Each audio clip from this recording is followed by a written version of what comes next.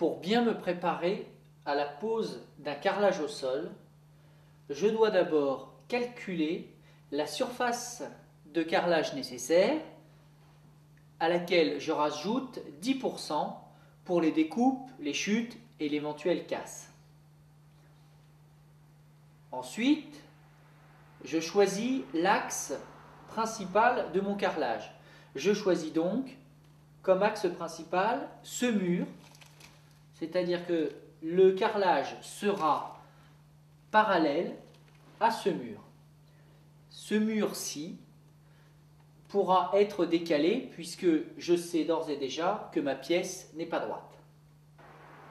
La première chose à faire est de placer ici, le long de ce mur, une planche avec quelques centimètres au moins par rapport à la longueur de mon carreau.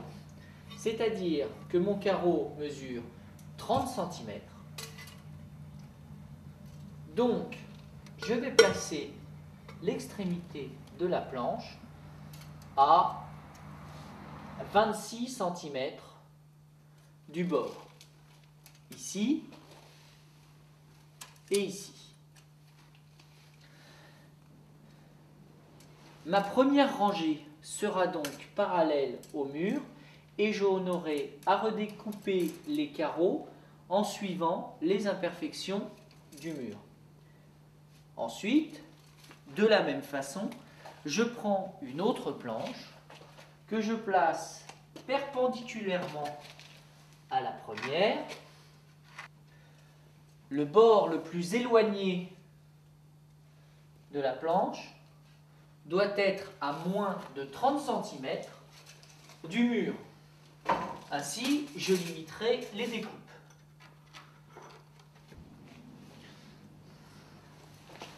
J'ai donc ici mes deux planches posées perpendiculairement avec un bord intérieur de la planche toujours inférieur à la longueur de mon carreau. Dernière phase, je mélange mon mortier-colle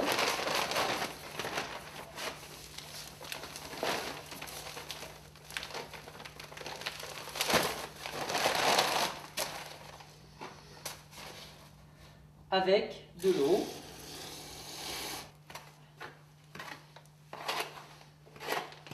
Voilà, je mélange jusqu'à obtenir une pâte homogène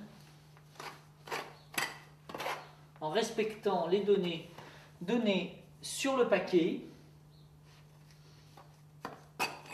Je suis prêt à carreler.